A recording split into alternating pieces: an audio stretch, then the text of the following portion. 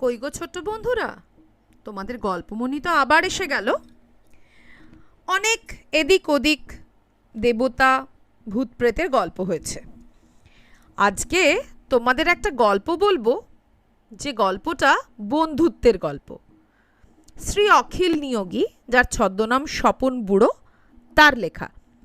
পুজোর সময় তো বন্ধুদের সঙ্গে ঘুরতে সবার ভালো লাগে, তাই বন্ধুদের নামে এই গল্পটা শুনতে তোমাদের কেমন লাগছে বন্ধু আমাকে জানিও। কিন্তু আসলে তোমরাও তো আমার বন্ধু। ইংরাজিতে একটা প্রবাদ আছে না, আ friend in deed is a friend in need. তাহলে আজকে আমরা সেই গল্পটাই কিন্তু শুনবো। বন্ধু শ্রী অখিল নিয়োগী, স্বপন বুড়ো। ভন্তুর হাতে খুড়োমশাই করকরে ১০০ টাকার নোট গুঁজে দিয়ে বললেন, যে করে হোক, যে কোনো বাজারে গিয়ে হোক, ভালো মাছ কিছু জোগাড় করো। হঠাৎ মেয়েটার বিয়ে ঠিক হয়ে গেল, তাড়াতাড়ি একটা ব্যবস্থা তো করতে হবে। খুড়োমশাইয়ের কথা শুনে ভন্তু যেন অগাধ জলে পড়ে গেল। এত ভোরে মাছ আনতে ছুটতে হবে? এই সময়টা এসে টুলুর হাতে তৈরি ১ কাপ চা আমেজ করে একটু একটু চেখে অনেকক্ষণ ধরে পান করে। আর এই সকালবেলা সেই বাদশাহী মেজাজটাই আজ আর তার কপালে নেই। আজ যখন টুলুরই বিয়ে, আর ওকে বিরক্ত করা ঠিক হবে না। কি আর করা যায়, প্রত্যেক দিনের প্রাতঃকালীন বাদশাহী মাথায় থাক। ভন্তু তাড়াতাড়ি শার্টটা মাথা গলিয়ে ছেঁড়া স্যান্ডেল পায়ে গুঁজে তাড়াতাড়ি বেরিয়ে পড়ল। গলিটা পেরিয়েই বড় রাস্তায় পড়ে ট্রামের দিকে এগোতেই একেবারে জহরের সামনাসামনি পড়ে গেল। জহর ওদের ক্লাসে পড়ে, পড়াশোনায় একেবারে খাঁটি জহর, কিন্তু খুব গরিব ঘরের ছেলে। খুব কষ্ট করে তার পড়াশোনা চালায়, বই কিনতে পারে না, তাই বন্ধু বান্ধবদের বই চেয়ে নিয়ে নকল করে নেয়। কিন্তু তাতে তার পড়া ভালোভাবে তৈরি হয়ে যায়। যত নকল করে পাঠ্য বই পড়া যায়, বানান ভুলও তো তত কম হয়। মাস্টার মশাইরাও বলেন, যত পড়বি তার দ্বিগুণ লিখবি, তাহলেই বেশি নম্বর পাবি পরীক্ষায়। ভন্তু তাকিয়ে দেখলে জহরের চুলটা উস্কো খুস্কো, সারা রাত হয়তো জেগে কাটিয়েছে, তাই চোখ দুটো ফোলা আর লাল। ভন্তুকে পথের মাঝখানে দেখতে পেয়ে জহর ওর দুটো হাত জড়িয়ে ধরল, বলল, ভন্তু, আমি তোর কাছেই যাচ্ছিলাম। ভন্তু জিজ্ঞাসা করল, ব্যাপার কিরে জহর, সব খুলে বল আমাকে। জহর জবাব দিল, বাবা অনেক দিন থেকেই ভুগছেন ভন্তু, সারা রাত তার মাথায় জাগতে হয়, দীর্ঘদিন ধরে চিকিৎসা চলবে এমন সঙ্গতিও নেই। আজ আর আমার পরীক্ষার ফি জমা দেওয়ার শেষ দিন রে। স্কুলের মাইনেও কিছু বাকি পড়েছে। এতদিন অফিস কিছু বলেনি, কিন্তু এবার সব ধার শোধ করে না দিলে তো পরীক্ষা দেওয়া হবে না রে। একটা বছরই আমার নষ্ট হবে। ভন্তু তাড়াতাড়ি বললে, না না, একটা বছর নষ্ট হলে চলবে কেন? তারপর একটুখানি থেমে জিজ্ঞেস করলে, তা কত টাকা তোর দরকার? জহর উত্তর দিল, ৮০ টাকার কিছু কম লাগবে, তাই তোর কাছেই যাচ্ছিলাম। ভন্তু তার শার্টের পকেটের ভেতর ১০০ টাকার কড় করে নোটটা বেশ ভালো করে আঙুল দিয়ে উল্টে পাল্টে অনুভব করল। এক্ষুনি জহরের সমস্ত সমস্যার সমাধান করতে পারে সে। কিন্তু এই টাকা দিয়ে তো টুলুর বিয়ের মাছ কিনতে হবে। খুড়োমশাইয়ের সংসারে মানুষ হচ্ছে ভন্তু, আর টুলু সেই খুড়োমশাইয়ের একমাত্র মেয়ে। আজ হঠাৎ তার বিয়ে ঠিক হয়েছে, খুড়োমশাই তাকে ১০০ টাকা দিয়েছেন, যেমন করে হোক মাছ জোগাড় করতে হবে, নইলে বরযাত্রীদের কাছে মান সম্মান থাকবে না, এমনকি টুলুর বিয়ে পর্যন্ত বন্ধ হয়ে যেতে পারে। এ কাজ ভন্তু কিছুতেই করতে পারে না। টুলু তার আদরের বোন, তাছাড়া খুড়োমশাইয়ের অবস্থাও তো বিশেষ ভালো নয়। অনেক কষ্টে তিনি সংসার চালান, আর সেই সংসারে আশ্রয় পেয়েই ভন্তু মানুষ হচ্ছে। অন্যদিকে জহরের কথাও তাকে ভাবতে হবে।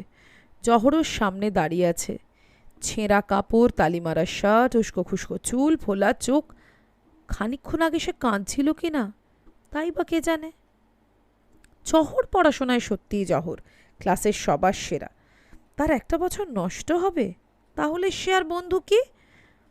বন্ধুর কাজ তাকে করতেই হবে। আগুপিছু কোনো কিছু না ভেবে পকেট থেকে সেই ১০০ টাকার করকরে নোটটা ভন্তু আঙুল দিয়ে তুলে দিয়ে জহরের হাতে গুঁজে দিল। বলল, শিগগির যা, আগে তোর বাবার জন্য ওষুধপত্রের ব্যবস্থা কর, তারপরে স্কুলে গিয়ে টাকা জমা দিয়ে দে। জহর ওকে দুহাত দিয়ে জড়িয়ে ধরল। বলল, তুই আমায় বাঁচালি ভন্তু, বন্ধুর মতন কাজ করলি তুই, তোকে ধন্যবাদ দেবার ভাষা আমার জানা নেই রে। ভন্তু উত্তর দিলে, ধন্যবাদ তোকে দিতে হবে না, তাড়াতাড়ি আগে ছুটে যা। জহরের দু চোখ ভরে জল এলো। সে তাড়াতাড়ি সেই চোখের জল গোপন করার জন্য ছুটে বাড়ির দিকে চলে গেল। এইবার ভন্তু একেবারে একা পড়ে গেল। এইবার মনে হলো তার আশপাশে আর কেউ নেই। কলকাতা শহরের রাস্তায় দাঁড়িয়েও মনে হলো সে যেন একটা নির্জন অন্ধকার বনের মাঝখানে দাঁড়িয়ে আছে। আর একবার তার মনে হলো সে কেবলই চিন্তার সমুদ্রে ডুবে যাচ্ছে। কোথাও কুলকিনারা নেই, সারা দেহ ডুবে গেছে, মাথাও ধীরে ধীরে তলিয়ে যাচ্ছে, নাকে মুখে জল ঢুকছে, এক্ষুনি তার দমটা বন্ধ হয়ে যাবে। কিন্তু এভাবে দাঁড়িয়ে থাকলে তো চলবে না। টুলুর হাসি খুশি মুখখানা তার মনের পটে ভেসে উঠল। একটা উপায় বের করতেই হবে। না না, টুলুর বিয়েতে সে কোনো মতেই বিঘ্ন সৃষ্টি করতে পারে না। হঠাৎ তার মনে হলো নির্মলের কথা। নির্মল বড়লোক মামার একমাত্র ভাগ্নে, ওর কোনো অভাবই নেই। নির্মল তার মামার সব সম্পত্তি পাবে। কিছুদিন আগে নির্মলের মামা দমদমের দিকে পুকুর সহ একটা বড় বাগান কিনে নিয়েছেন। নির্মল অনেক দিন ভন্তুকে অনুরোধ করেছে সেই বাগান বাড়িতে গিয়ে ওর সঙ্গে পুকুরের মাছ ধরতে। আজ যাবে কাল যাবে করে ভন্তুরা সময় হয়নি। ভন্তু ভেবে দেখলে আজ তার মাছ ধরবার সময় এসেছে। তারা তারা একটা চলতি ট্রামে সে উঠে বসল। নির্মলদের বাড়ি তাকে যেতে হবে। ভাগ্য ভালো যে নির্মলদের বাড়িতে গিয়ে সঙ্গে সঙ্গে ওকে পাওয়া গেল। কিন্তু নির্মল তখন বেরিয়ে যাচ্ছে। নির্মল আবার ওদের ফুটবলের টিমের সঙ্গে জড়িয়ে আছে না। ভন্তু ওকে রওনা হবার পথে আটকে দিয়ে বললে, আজ আর ফুটবল টিম নয়, আজ দমদমের সেই বাগান বাড়িতে মাছ ধরা। ভন্তুর কথা শুনে নির্মল ভারী অবাক হয়ে গেল। বলে, হঠাৎ মাছ ভাজা খাবার ইচ্ছে হলো বুঝি? তা আমাদের বাড়িতেই অনেক মাছ ভাজা আছে, খাবার মধ্যে তো শুধু আমি, মামা আর মামি। তাহলে ভন্তু টেবিলে বসে যা, গরম গরম মাছ ভাজা, আচ্ছা ঠাকুরকে এখনই ডেকে বলে দিচ্ছি। ভন্তু বলল, না রে নির্মল, মাছ ভাজা নয়, সে তোদের দমদমের বাগান বাড়ির পুকুরে মাছ ধরতে হবে। দুটো ছিপ নিয়ে নে, তারপর ওখানে গিয়ে চটপট মাছ ধরতে হবে। নির্মল বললে, এত দিন তোকে সাধ্য সাধনা করছি কিন্তু তোর সময় হয়নি, আজ ঘুম থেকে উড়েই একেবারে মৎস্যযাত্রা করতে হবে? বলি, ব্যাপারটা কি শুনি? ভন্তু উত্তর দিলে, যেতে যেতে সব কথা বলবো, এখন ওঠো জয়রথে, তব জয়যাত্রায় যাও গো। রথ বাইরে প্রস্তুতি ছিল, নির্মলদের জিপ গাড়ি। নির্মল বলল, বাইরের আউটিংয়ে যেতে হলে জিপ গাড়ি সবচাইতে ভালো, তাই না রে? চল, কুইক মাছ।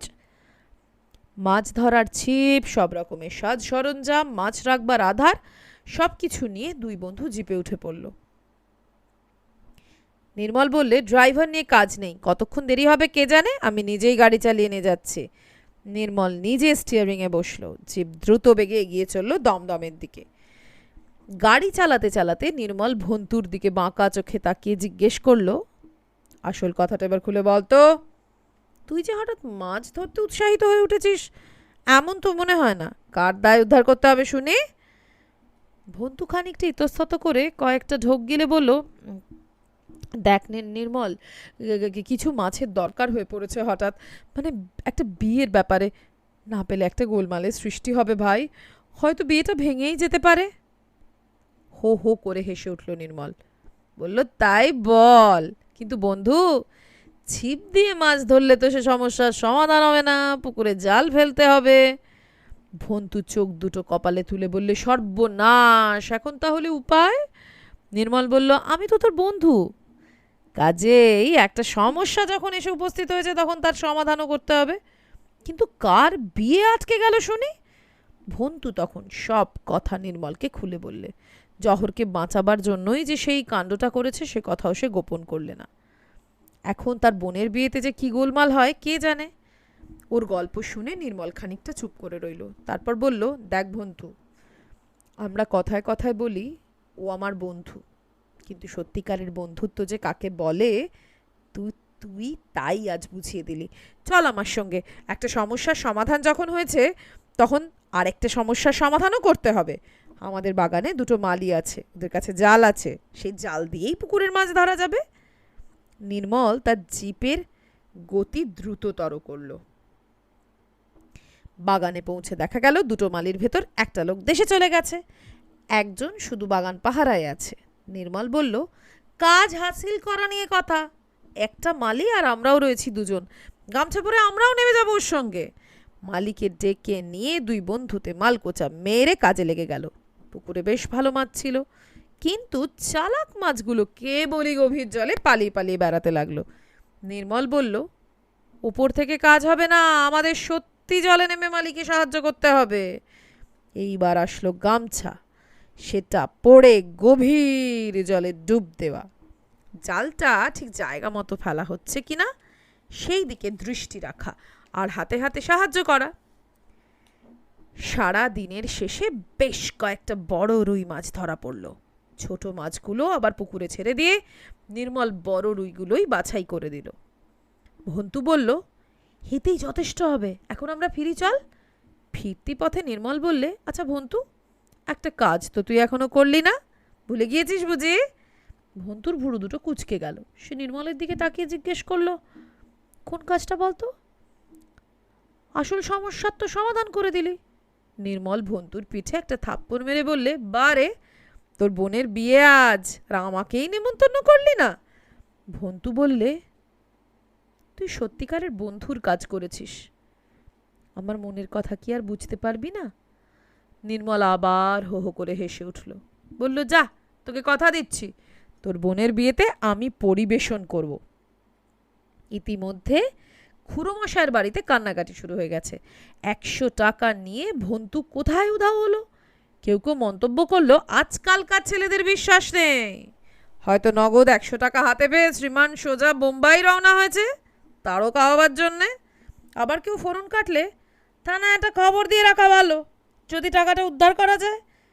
এমন সময় নির্মলের জিপে করে ভন্তু মাছ নিয়ে এসে হাজির। একটা স্বস্তির নিঃশ্বাস ফেলল সবাই।